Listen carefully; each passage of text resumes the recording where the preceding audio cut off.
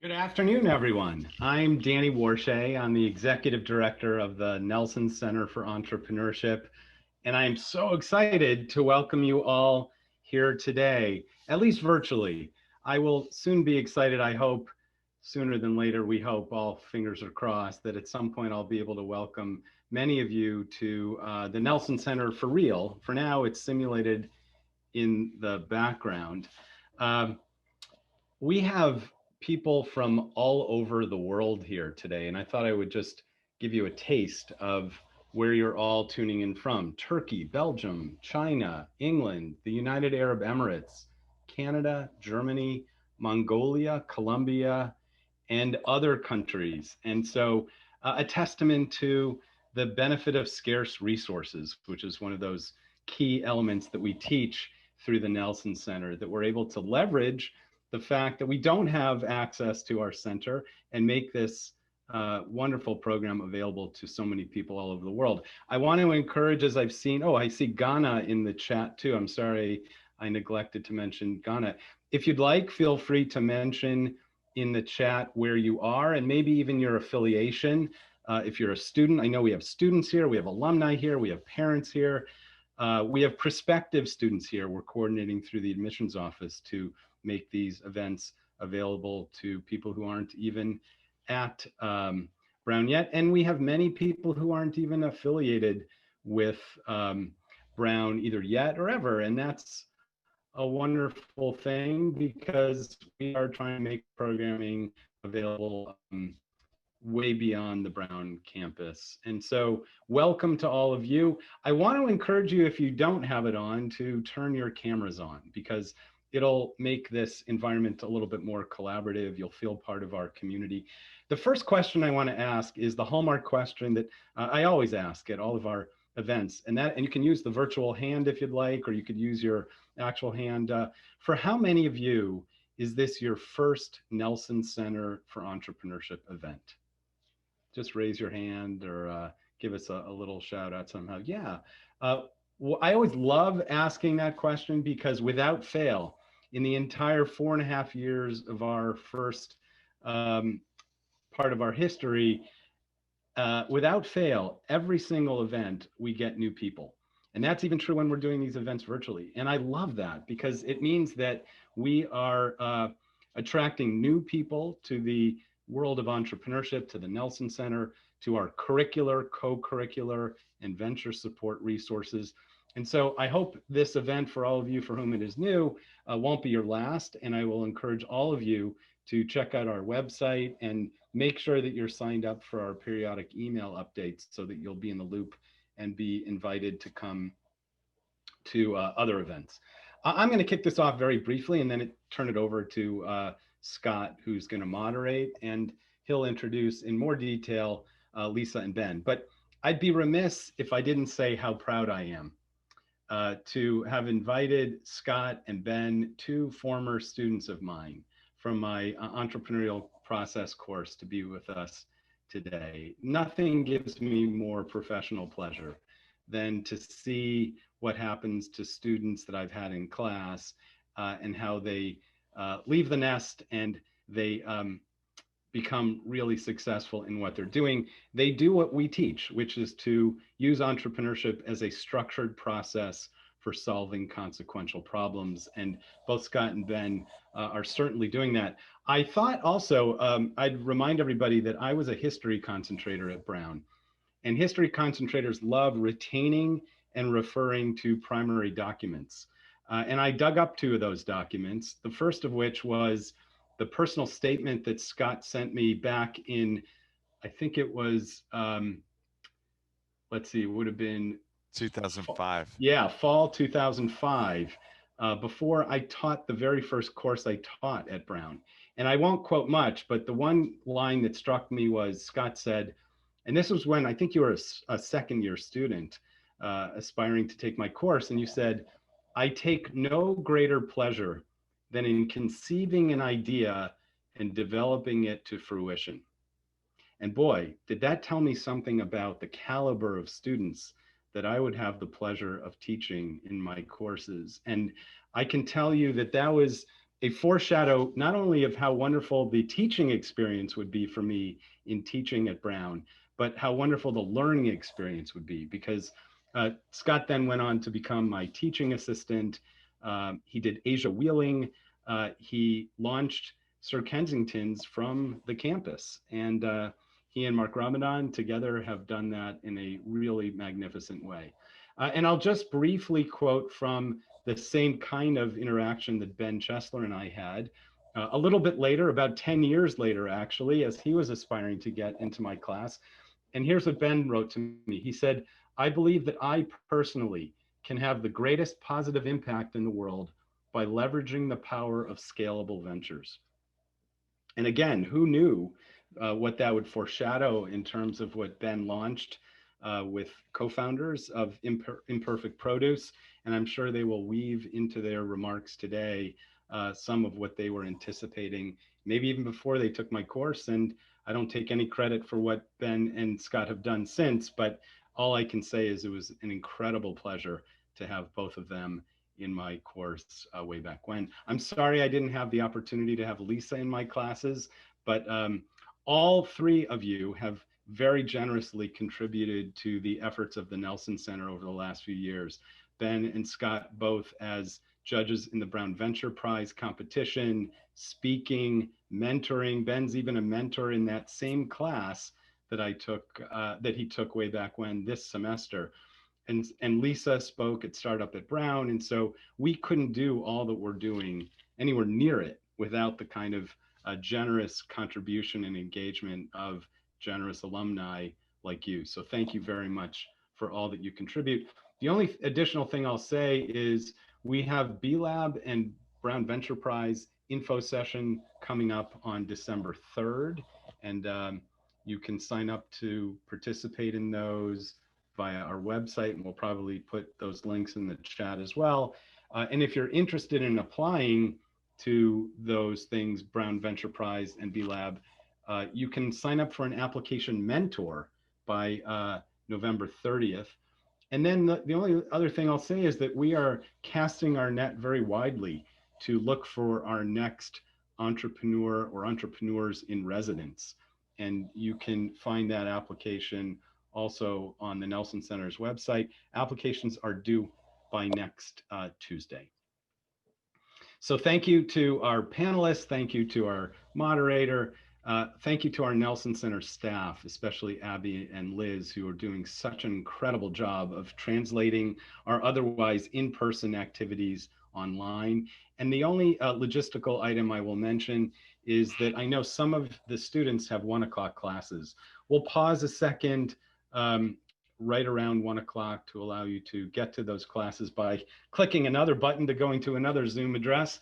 And then if there's interest in continuing the discussion, if there's additional questions, we can linger for a few more minutes. Okay, thank you so much for attending, and I'll turn it over to Scott for your excellent moderation, I'm sure. Well, thank you. Thank you so much for this opportunity and for the entire Nelson Center staff. And I have to also in this moment, really plug Danny Warshay as a teacher and as a leader and as a co-creator of the Nelson Center as well, which didn't actually exist when I was a student. But if you can stretch your schedule, make it happen, take Danny's class.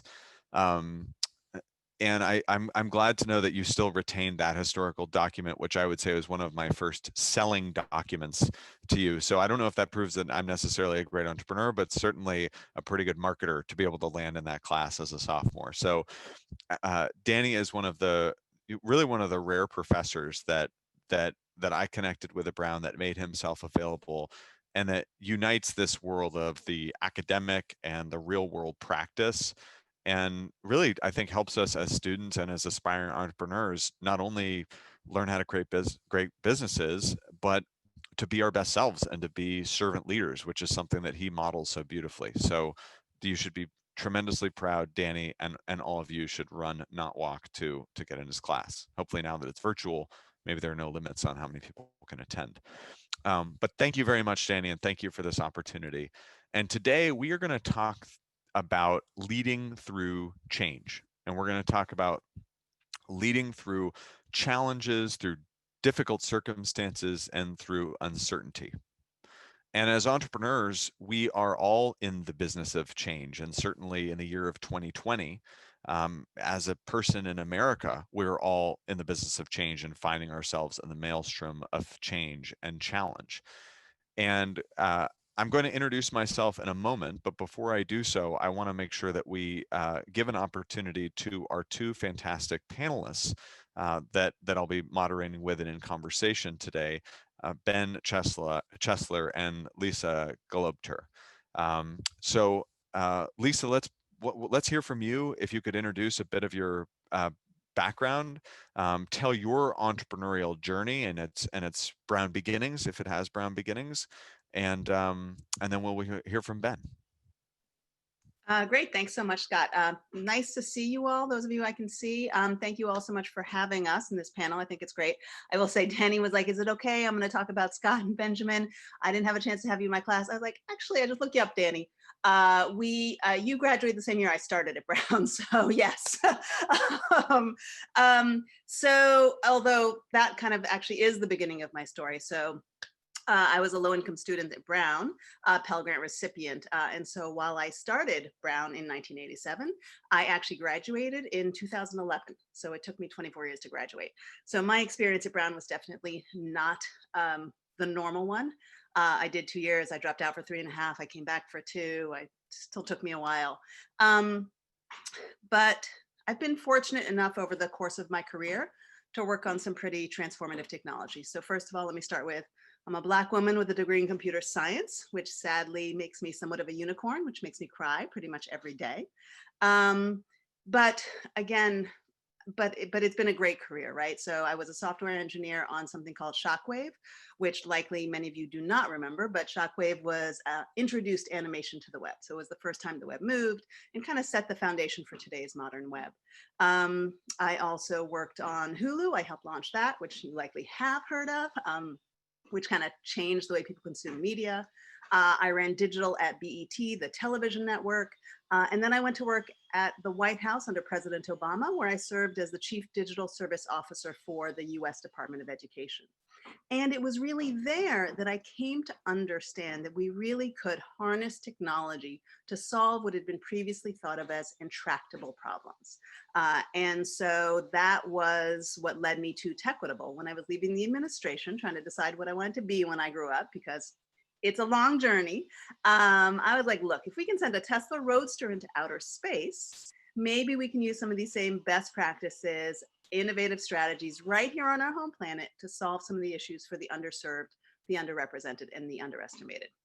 So I am currently the CEO and founder of tEQuitable. We are using technology to make workplaces more equitable. And our mission really is to help companies create work culture that's going to work for everyone. And so we've created a third-party confidential platform to address issues of bias, discrimination, and harassment in the workplace. We provide a sounding board for employees where they can come get advice, explore their options, and figure out their next steps. And then while they're doing that, we gather data that we anonymize and aggregate, and we use that to identify systemic issues within an organization's culture, create a report for the management team with actionable recommendations, right? So we try to, this goes back to the systemic stuff. We really try to create this virtuous cycle where we're empowering and supporting employees, but we are also enabling companies identifying issues before they escalate so they can actually address them and make change. So that is my spiel and kind of how I got here. Wonderful. Thank you, Lisa. That's an inspiring story, and we hope that through the work that you're doing, we see more Black engineers and engineers of color and people of color in all positions of leadership. So we really salute you and thank you for doing that crucial work, and thank you for your service to our nation as well. You'll probably get another call from Biden. He'll probably want to lure you back, but we'll see what see what kind of interest you have in that. I don't know what you're talking about. Great, Ben. Let's hear your story. So a different decade, but some truly incredible achievements that you've had. Yeah, I have worked for 0 presidents, so I have some catching up to do in that regards. I'm Just not say even the word. not quite old enough to be president.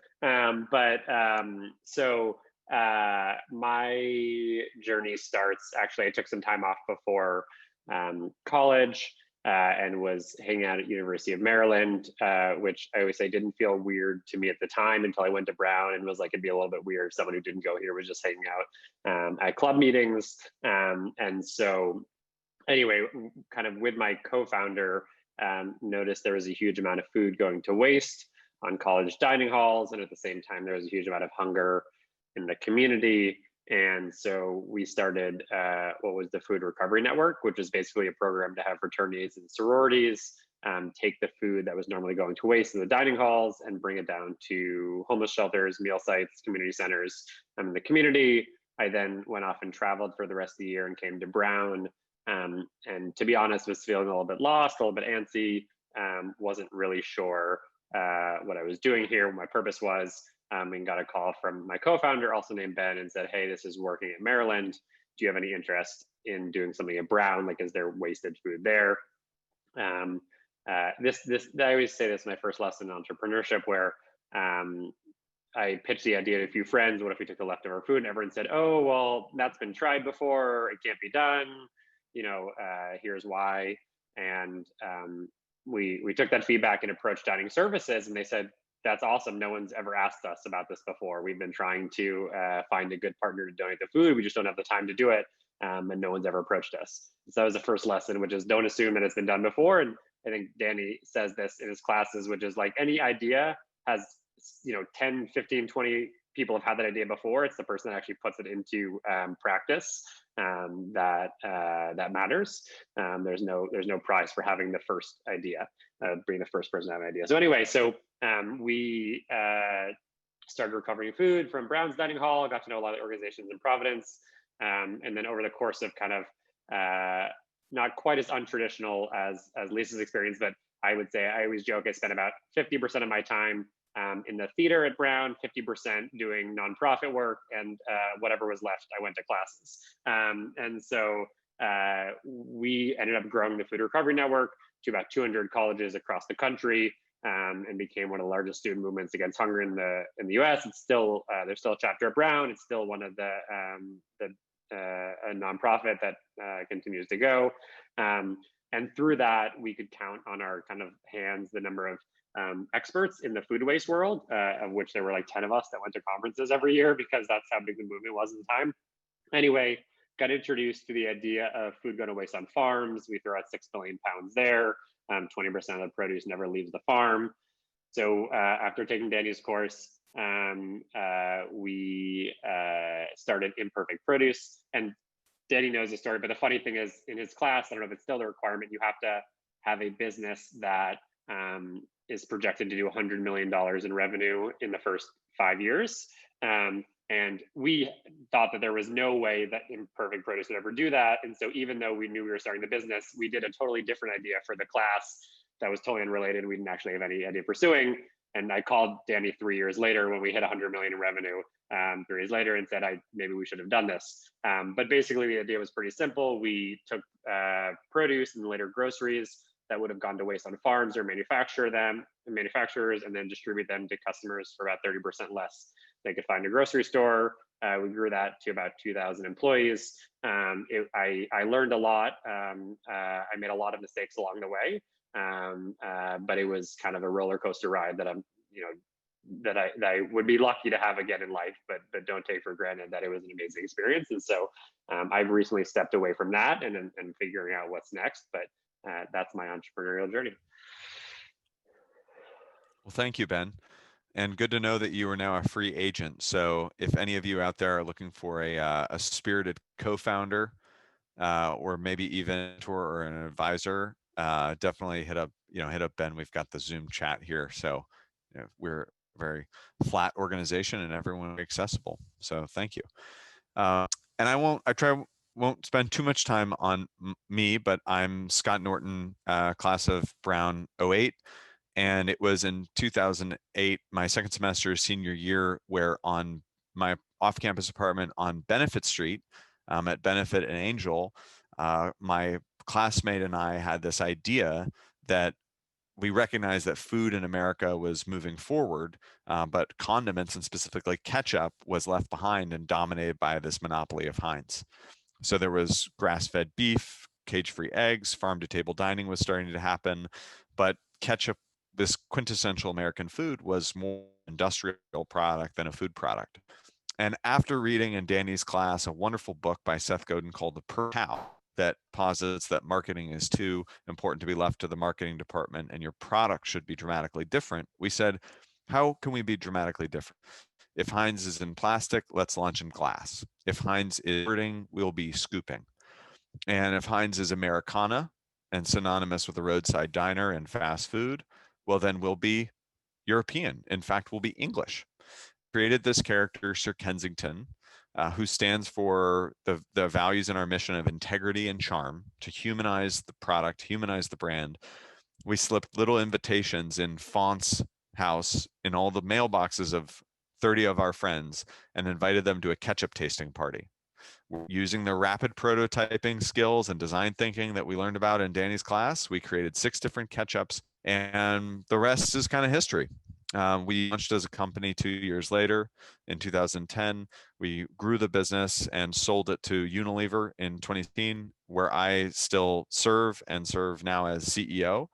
And we've grown significantly since then. And if you go to your local Whole Foods or your local Walmart now, take a look at our fantastic ketchups, mayonnaises, and mustards. So that's a bit about my story. Thank you, Lisa.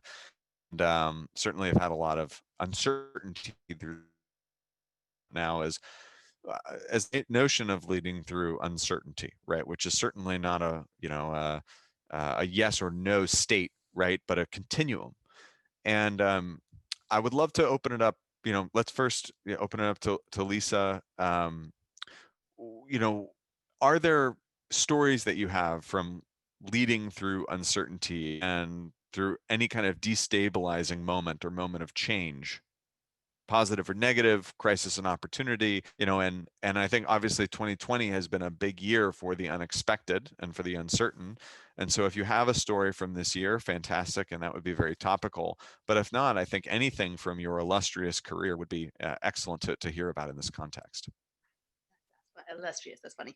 Yeah, no, I mean, I think 2020 is the great basis for this conversation, right? I mean, so as you all likely know, right, so when COVID struck, anybody who had any kind of business, frankly, was a little bit at odds to try to figure out what was going to happen next, right? Everything was going to tank, the economy was going to tank, the stock market was going to tank, and it turns out 200,000 people have died. It's a lot, but this has definitely been a year of uncertainty. So specifically for us, March and April, right? Everybody was shutting down. Everybody had gone remote. People didn't really know how to handle that.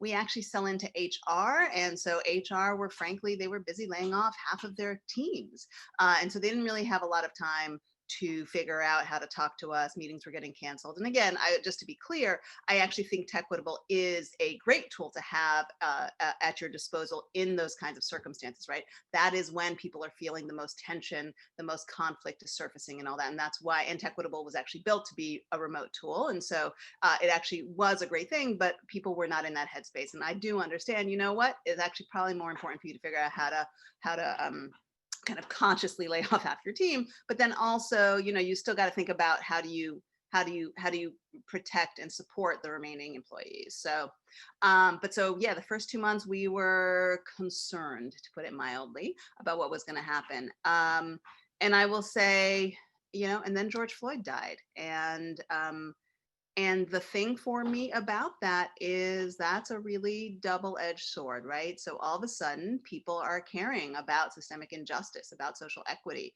and that means people, and that means companies. And so all of a sudden, our phones have been ringing off the hook, which is great for business. But on the other hand, this is work that we've been doing for years. And so it's a little bit infuriating, frankly, that people all of a sudden care about these issues. And I'm very clear about so I don't understand.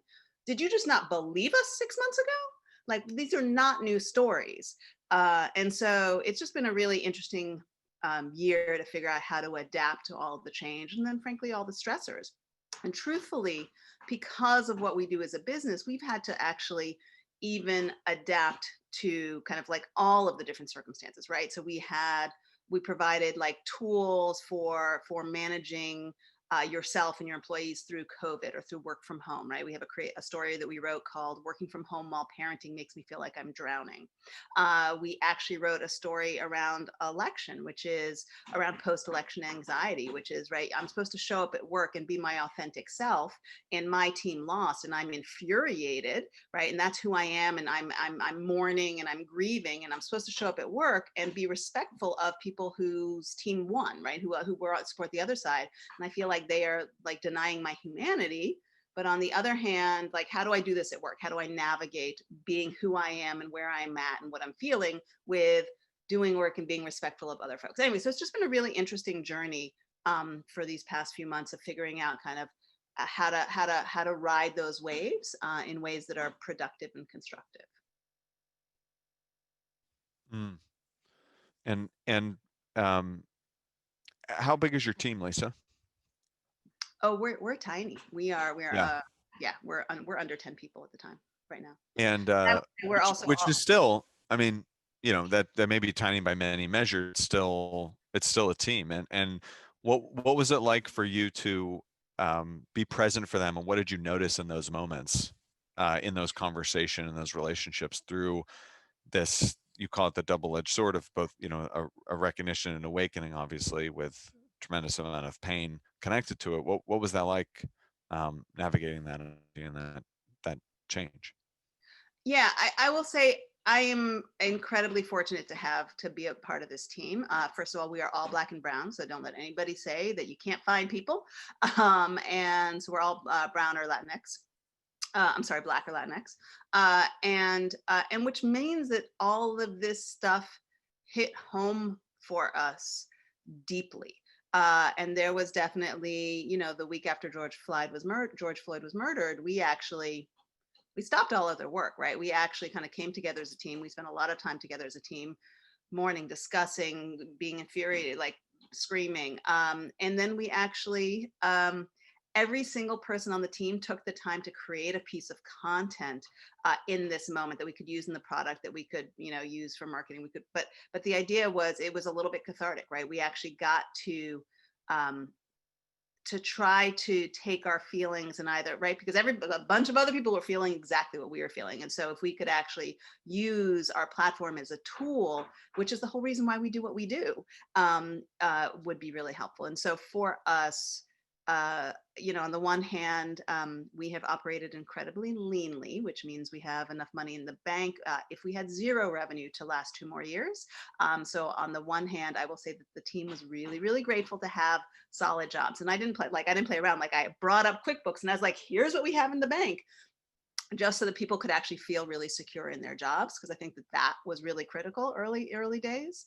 And then I feel like, you know, they talk about authentic leadership, and it really is, it's these moments where you show up and you give everybody the space to breathe and to talk about this stuff. And I didn't just do that internally, I did that externally too, with all of our customers or potential customers. And truthfully, my new, I don't know if it's a party trick, is when somebody asks me how I'm doing, which is the beginning, right? How you doing at the beginning of every call? I'm like, terrible.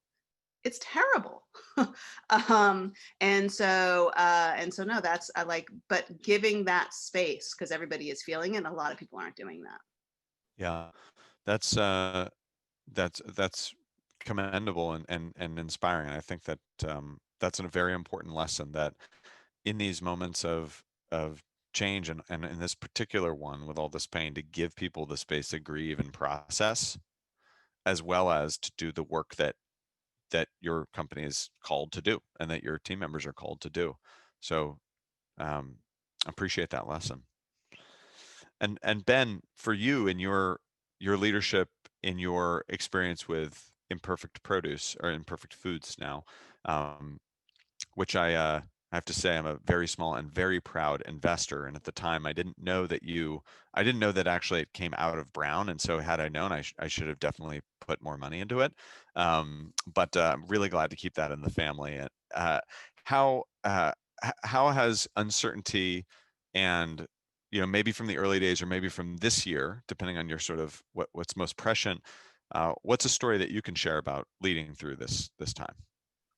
Yeah, for sure. I mean, I think Lisa did a great job talking about both COVID and kind of the Black Lives Matter movement that came up this summer. So I'll talk on a different topic here. For us, and actually you hit on it, we started as Imperfect Produce, and we moved to Imperfect Foods. And that happened in September of 2019, so just last year. And it happened because we noticed that customers wanted more than just produce, and also that food was going to waste outside of the produce aisle and the rest of the grocery store.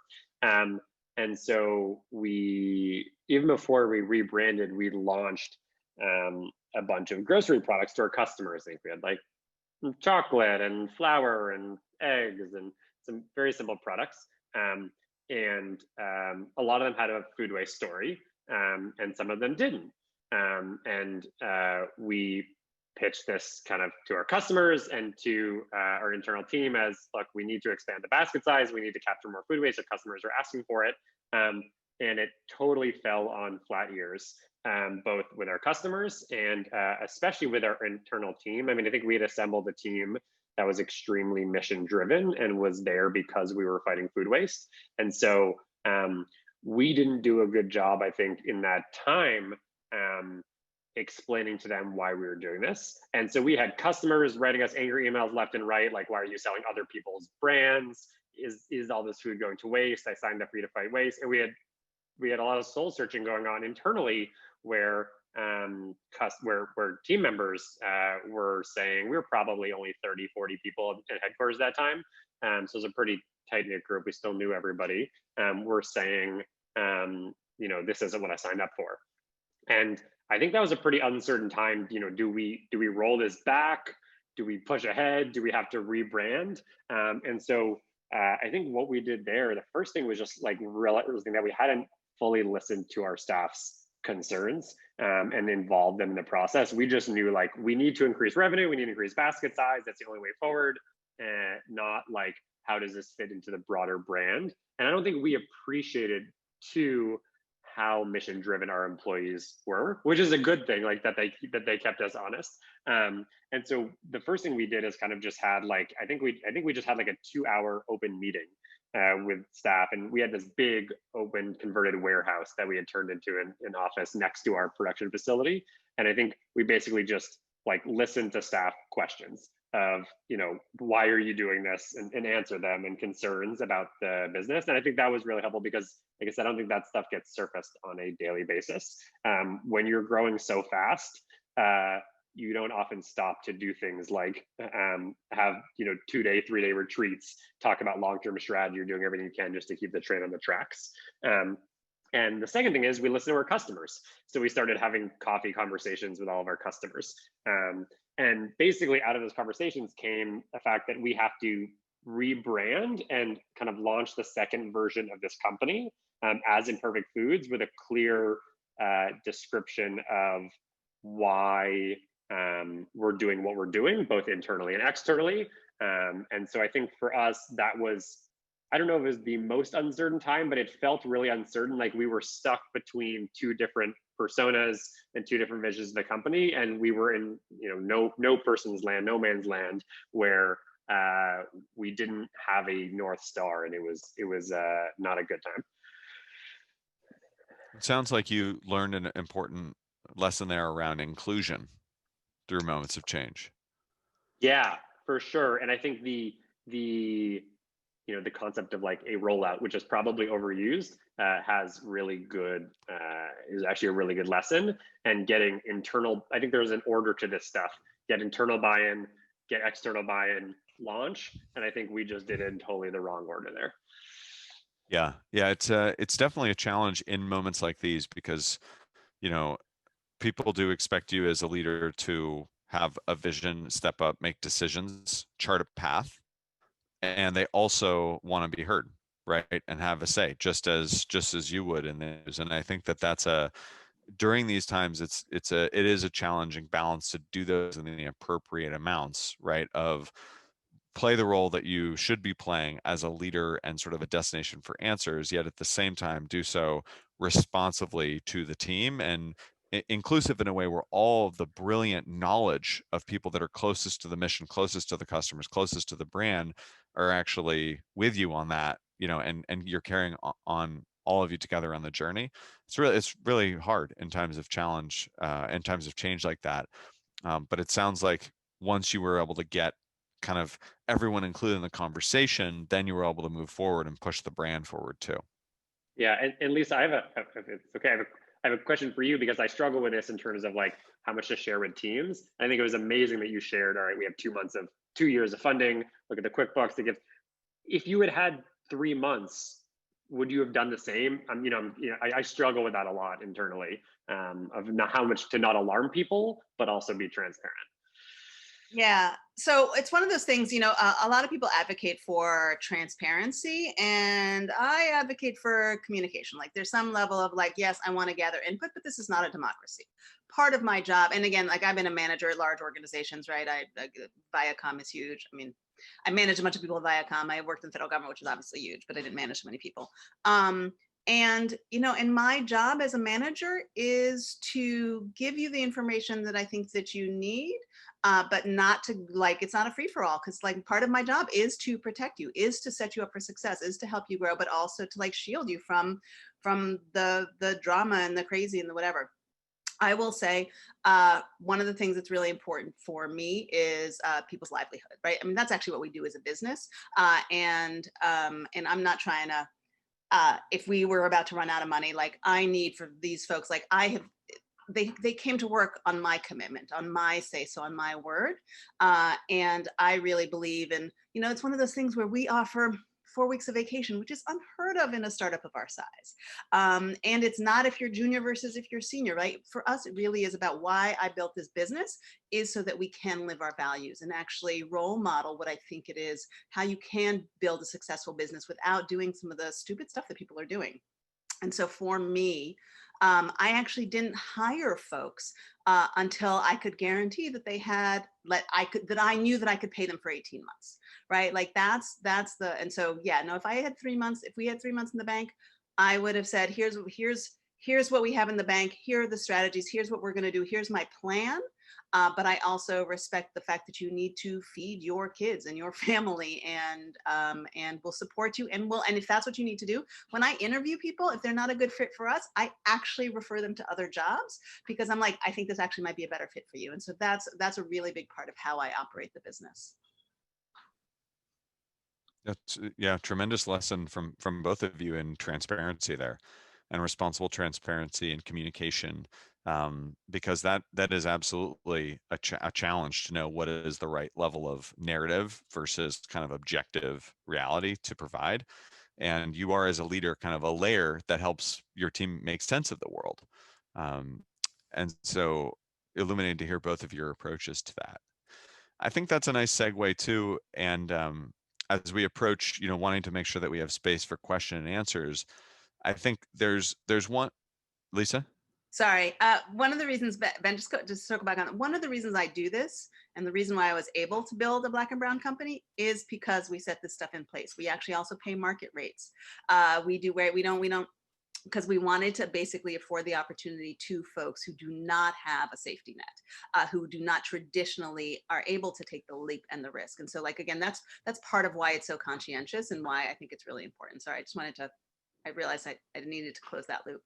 No, that's wonderful. I mean, because your company is sort of purpose built in a certain way where you have to model those practices, right?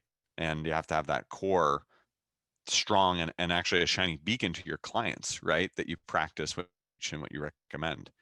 And that it can be done. Like, again, like I live in Silicon Valley. I went through Y Combinator. Like, I know the practices that people are taught and how to kind of like, fake it till you make it and do all this stuff. But like, there are ways to work smarter. There are ways to actually imbue your values into everything. You can be a successful business. And just if there's clarity here, yes, we are a kind of a social impact company, but we are a C Corp. We are a for-profit. There is a ton of money to be made in this area. We expect to make it. Like, just to be clear, no, we're not a nonprofit. Totally. It is about like there is an alternate way to do this and to build a business. And I don't think enough people really talk about that. Yeah, that makes the model all the more powerful that you can model it as a for-profit company. I'd love to hear a little bit kind of from you both personally, and I think lessons that for anyone of any walk of life, whether you're a leader, an entrepreneur, or a student, right, or even just a a team member contributing somewhere, what are coping mechanisms for moments of uncertainty and moments of change that by sort of definition create stress and create personal challenge? What are some of the coping mechanisms either that you found to be really healthy, that give you energy and give you the oxygen to show up authentically and show up with enough sort of strength to lead others through it? And then what are also some kind of, perhaps if you want to share, unhealthy coping mechanisms that you've either caught yourself in or that you've been challenged to shake, that was maybe the first place you went in times of stress, but have perhaps grown out of or evolved in? And that's open to either of you. Yeah, I'll go. We talked about this a little bit in the prep call. Yeah, so I'll start with the unhealthy ones and then talk about the healthy ones. The unhealthy ones is, for the first 4 years of my business, I smoked like a pack a day of cigarettes, and I picked it up when I was traveling overseas during my junior year in New Zealand, and never stopped. And it only got worse when I was starting a business. And I think that it was unhelpful for a lot of reasons, the obvious health reasons being one of them, but it also became the only way I could deal with stress. And so, if I was stressed at home, like I'd go have a cigarette. If I was stressed at work, I'd go have a cigarette. And in addition to also just taking time out of your day, and actually when you're a startup founder and broke, being pretty expensive a habit, I never taught myself to deal with stressful situations because nicotine was just the only way to do it. So for fear of this becoming a total PSA against smoking cigarettes, I'll leave the story there. But later on in the startup, I think I learned some more healthy ways to deal with uncertainty. So one is don't take anything personally. And that took a lot of learning, but not to ingrain associate the failures of the business with failures of yourself as a person. Two is, it sounds super simple, but to take like a breath or take 5 minutes. I was like always a person that would respond right away on Slack to emails, and I kind of have a little bit of hothead is what you'd probably describe me as. And so learning to basically, whenever there's a stressful situation, like step away, take 5 minutes, take deep breaths, and come back, was extremely helpful for me. And the third thing I would say is, I felt that stressful situations often come from getting so deep into a problem that you can't really see the bigger picture. And it's funny, like people always ask you, like, what does your day look like?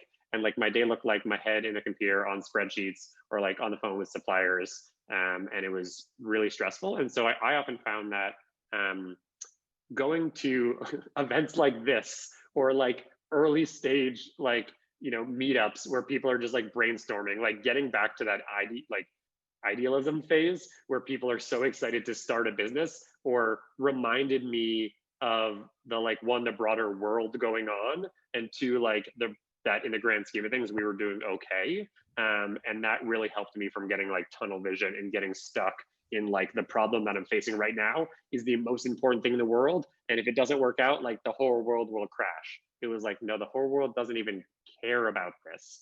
And that's a good thing. That's really helpful to hear. And I think, I think it's Benjamin Franklin that says, if you're angry, count to 10 before responding. And if you're really angry, count to 100. And taking that space, and then also those, I'm on the same page with you, those unexpected moments where you're like, it's a panel or it's an event, and it's almost like in your head, you're like, is this necessary? Is this a distraction? Do I really need to be on this call? And then you're like, oh man, that was so energy giving, right? Unexpectedly to pull your head out, and the importance of taking breaks to recuperate on that energy in between periods of high performance. That really rings true to me too. Lisa, what about you? Habits and frameworks for kind of the foundation of your human energy? Yeah. So what's funny is I have a terrible memory, and I know I normally do like when we did the prep panel. I know I took notes. I can't find them, and the truth is, um, I'm terrible at these kind of questions because we don't. I like people always like, oh, what's your routine when you wake up in the morning? I'm like, I try to sleep in as late as possible, and I hit snooze a bunch. Like I am not like I'm not. Oh, I go to the gym and then I exercise and then I run 5 miles and then I go. Yeah, I'm just not. I'm not that human. And it turns out you can be successful without being that human. I think that's the other thing that I've come to learn is there are people who are great at strategies, and there's a ton of people who meditate and they say meditation has changed their world and changed their lives for the better, which I'm super, super happy for what works for you. That's kind of not where my energy is. So I think for me, the things that really work the most is, I think it's two things. One is going to be what it's going to be. Like it is just like, you can only push yourself but so far. You can only take on but so many things. You can only, and so like when you're tired, you're exhausted, your brain is shut down, like, oh, well, I guess that's just going to have to wait until tomorrow or next week. Or, oh, shoot, did I not get to that? Whoops. Like there's just some level of that, of like, there's but so much that I can do. And then the second part of it, which goes hand in hand with that, is learn to forgive yourself. Like it really is about like beating yourself up over not having done a thing. Doesn't really doesn't make the thing get done and doesn't make you feel better about it. The other thing, again, having a couple of decades on likely some of you, the other thing that you learn over time is you learn to accept who you are, like flaws and all, as opposed to keep on trying to like improve them and change them and like, oh, I'm just gonna, if I could just do this thing better, I would do that. And now I'm like, nah, this is right. My memory is completely shot. I have to write everything down. Right. So you just build systems in to make stuff happen. I am terrible at responding to emails. So everybody I hire, I actually require, one of the requirements is that you respond to emails within 24 hours, right? Because it's not, again, like I'm holding them to a different standard. I'm actually trying to augment, the team. And so just kind of looking at it that way about how do you accept who you are. Now, just for the record, when you're in your 20s and 30s, like you should still be trying to improve. But there just reaches a certain point, I think, in your journey, in your path, where it's about being like, you know what, I'm kind of molded and formed, and I've tried and I've tried and I've tried. I'm going to accept it and build systems into to make sure that it's not disastrous. So that's kind of how I've ended up here. Wonderful. I love that lesson of self empathy. I think that's so crucial, and that we burn up. We should ourselves to death sometimes, and knowing when you need to recover, when you need to take a break, and to say that can wait till tomorrow, it's harder than it looks. So let's hear a little bit from the students there. Abby, do you want to pose? Should we pose the same question? I mean, how is everyone kind of in this moment finding their sort of well of energy? And what are your coping mechanisms for 2020? You can put it in the chat or raise your hand and ask.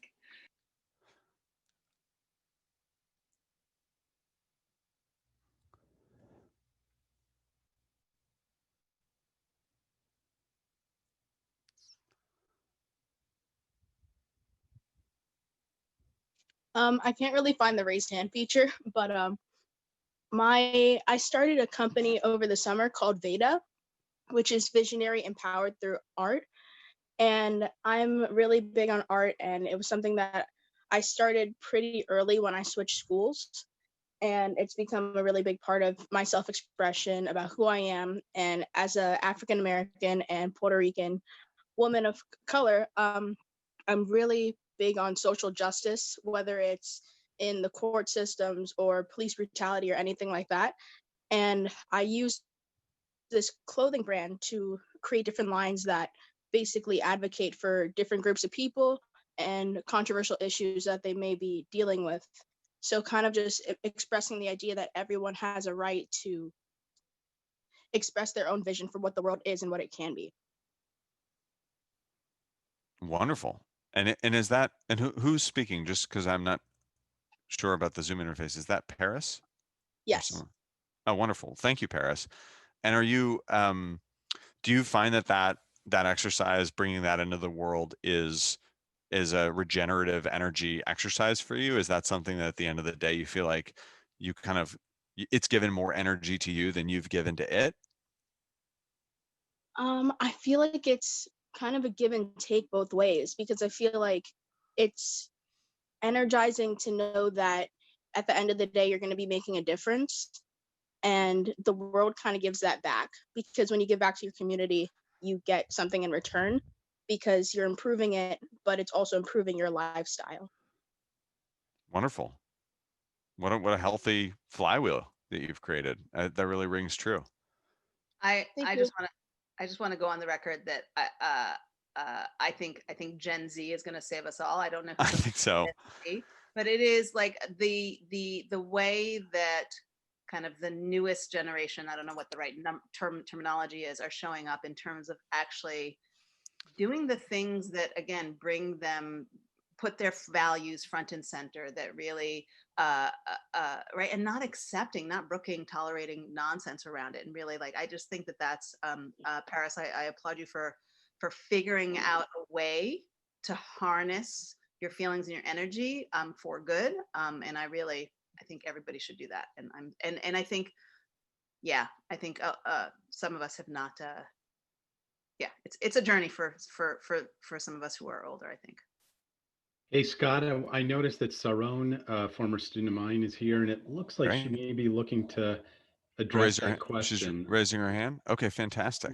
I'm not sure. We're trying to gauge the signal. Saron, are you? Hi. Oh, yes, Saron. Hello. Hi, everyone. Were you looking to chime in on that question? Yes. Great. It's so great to hear about like company culture and all these things, because the two people who do work at GoTef are both here and we were listening in. So thank you so much for all of your. Oh, wonderful. Do you want to plug your good to see you venture again, real Saron. quickly? Yeah, nice to see you again. Yes, quick plug, GoTef. We are a superfood granola now, actually. We've come a long way in changing our product in many different ways. We're a granola and a crouton alternative. So yeah, the stress coping mechanism, quick point was, actually, I was just gonna show you, I usually write like a really long list of a to-do list for myself of basically, so I have it on a visual to know, instead of like having everything in my head when I get overwhelmed, I write a list down and it really helps me like visualize everything. And then I take a quick stress nap right after, because usually if I'm at home anyway, and we're working remotely these days, so it helps just to give myself a minute before I have to like now start checking off the list and working through it. So stress naps are like my favorite. It's like usually 15 minutes, at most 30 minutes, but it helps to kind of clear your head and get you in the head game to like move forward. Yeah, thanks. Wow. Well, my generation had disco naps, and your generation has stress naps. So I guess it's changing times. But I love that idea of dumping everything, getting it out of your head, and then like disconnecting for a bit so that you can re-energize and hop back into it. Exactly. That's fantastic. I did see that when we can move to sort of more general Q&A, and I think we could start with a question that I saw in the chat to Lisa from Christian. I have a question for you, Lisa. How do you keep your goal clearly in front of you? Which sounds like a maddeningly simple, deceptively simple phrasing of what I'm sure is a very complex answer. That's so funny. I didn't know if we were going to get to it, so I was trying to like type the answer in chat. And I'm monotastic, which means that I can't do multiple things at once. So yes, I'm here now. Sorry for it's for me, there's a few things, right? It is, again, kind of setting out my values, understanding who I want to be, who I want the company to be, kind of, so setting out, but also we write down very measurable goals. We have short-term, mid-term, long-term, and we make them smart, right? Specific, measurable, achievable, realistic, and time-based. And then we do quarterly check-ins to figure out what we're doing.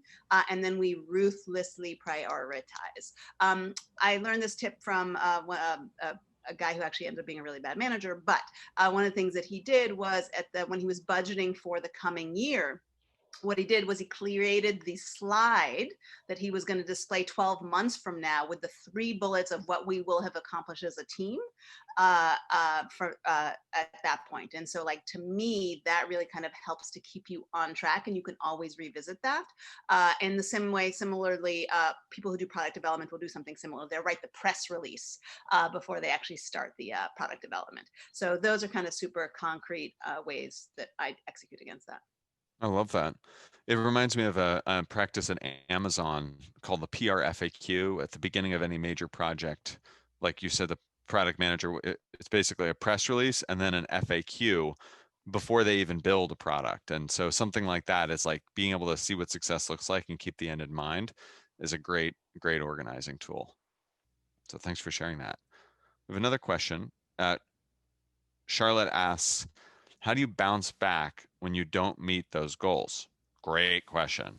Because invariably, right, entrepreneur, you set big goals. You know, I meet very few of the goals that I set for myself. I'm sure that all of you can attest to the same. So how do you sort of course correct, or how do you conceptualize that when you shoot for the stars but don't quite get there? And Ben or Lisa, open to either of you. Ben, you want to try to take that? Yeah, I mean, we found that the learning process, so we call it a retro, which is super helpful. Which is basically anytime there's a goal that doesn't get met or a milestone that isn't achieved, you take an hour, usually a week or two later, not usually right after, and look back and discuss in kind of a guilt-free environment why we didn't hit that goal and what we learned from it. And I feel like that type of closure allows you to move on because you take learnings from it and you set a new goal. And so I think the closure of it is the most important part, and allows you to set another goal that doesn't just feel like, okay, well, we didn't hit the first goal, we're going to set the other one a little bit higher and we're going to hit that one without really knowing why. That's fantastic. So kind of in the classic agile sprint methodology, instead of setting like, oh yeah, we want to sell our company in 10 years and reach 100 million in sales and employ, you know, a diverse workforce of 30,000 people, right? Where it's like every day you're like climbing a little bit up the hill. It's like, what are we trying to do in the next 2 weeks? What are we trying to do in the next week? And then how do we retro that? How do we read from that? I think that's great. I've also personally found in this that very much, Lisa, to your point about self-empathy, is that, you know, if you set a culture of really ambitious goals that you don't meet as a team, then and you feel like you're always behind, that can be really hard on morale and culture. And so how do you as a leader show up and basically say, like, we free ourselves to set these ambitious goals and we free ourselves to experiment, but we also recognize that this is this challenging outcome and that there are many other outcomes that will still allow us to fulfill our mission, will allow us to, you know, of us all to continue to engage in our livelihoods without the whole thing falling apart. So I think that's a cultural, you know, marker that you set as a leader too. And then the other thing I would just add to that, I think that's exactly right, is one of the things is, you know, there's that whole, what is the famous motto, like fail fast and break things. We don't embrace fail fast, we embrace learn fast. Like, it really is, you build a culture, a culture of failure, which is also retermed as learning into your cycle like that. If you switch up the way you think about failure, and really it's always a learning opportunity, and think about it that way instead. Yeah, learning agility. And Nelson Mandela has this famous quote, I never lose, I either win or I learn. And that every single one of those challenges, those failures is a learning process. That's, by the way, that's the difference between newbies and professionals, is professionals have made a ton of mistakes that they've learned from, not that they were just like smart and brilliant and perfect from the beginning.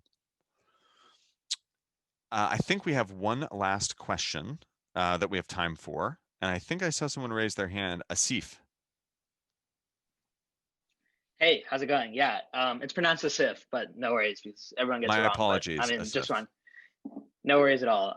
Just wanted to thank you guys for taking the time to come in. I actually have my Sir Kensington special sauce right here, put on my sandwich every single day. So I mean, it's definitely special, so highly recommend. So I'm a senior I at love Brown. that. Thank you so much. And thank you for pronouncing our Yeah. name correctly. I appreciate that. Sorry, I couldn't return the favor. So I'm a senior at Brown, and I head up our student-run VC fund where we invest in like Brown and Risky companies. And quick plug for all the prospective students we're actually recruiting right now, so you can find more information about that on our website. But I wanted to ask, like, one of the things we're always like talking about and just thinking about is what are the qualities that really make a good founder? And I think that's very synonymous with what are the qualities that make a good leader. And I'd love to hear what you guys think about that, given your experience in founding and leading. I think would be really helpful for all of us. Great, that's a big one. Ben and Lisa, I'll leave that one open to you. Yeah, I mean, so like white male, straight, right? Is if history tells us anything. No, I think for me, what I typically mark is resilience. You will fail many times, and like I remember judging GoTef just in the venture prize, I think a few years ago, and it's already a totally different concept because they pivoted, and you're really investing in the team. So the resilience to resilience. I would say you need a little bit of craziness. You can describe that how you want. That word's gotten a little stigmatized, but like the ability to think differently and the ability to bring people into your vision, internally and externally, would be the three I would say.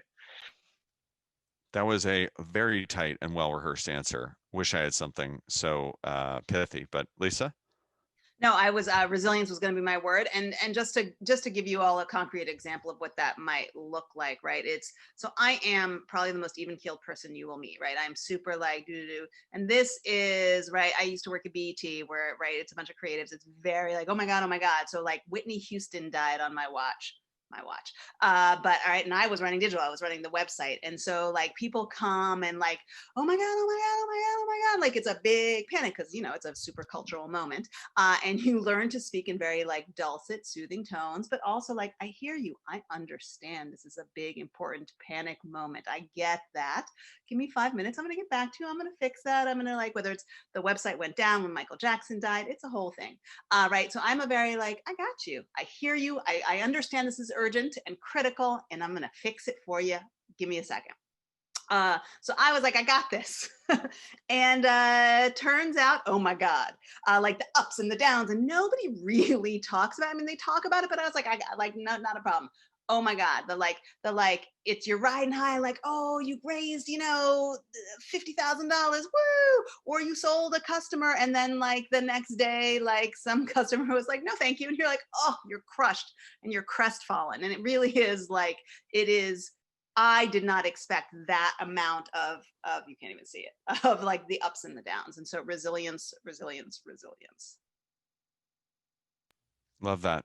I think that's my answer too. That's the one word is, every day you get to make a decision. Are you going to quit? Or are you going to continue? And resilience is continuing. It doesn't matter how many times you get knocked off the horse, as long as you get back on one more time than you got knocked off. So I think that's a great lesson to end on, given that we're a couple minutes over. Loved our little encore there. Shall we wrap up with a few words, Abby or Danny? Sure, I'll chime in to thank our panelists again, Scott and Ben and Lisa. And most of all, thank you to all of our attendees and participants. It's so wonderful to see in the chat the different affiliations people have. One of the groups that's in strong numbers is prospective students. I think we have more prospective students here today than at any event we've had previously. And so that says a lot in terms of what people are willing to spend their time doing even before they get to Brown. And the excitement is just palpable. I've been on the chat interacting with all of them. And so a special shout out to all of our prospective students, and that's not to disregard all the other affiliations. We really appreciate everybody participating here today. By virtue of your signing up today, we will make sure that you are all on our email update list. And if you want to find out more about what's happening at the Nelson Center, which is an increasing number of opportunities all the time, our website is entrepreneurship.brown.edu. Anything else from you, Scott? I think Ben has to.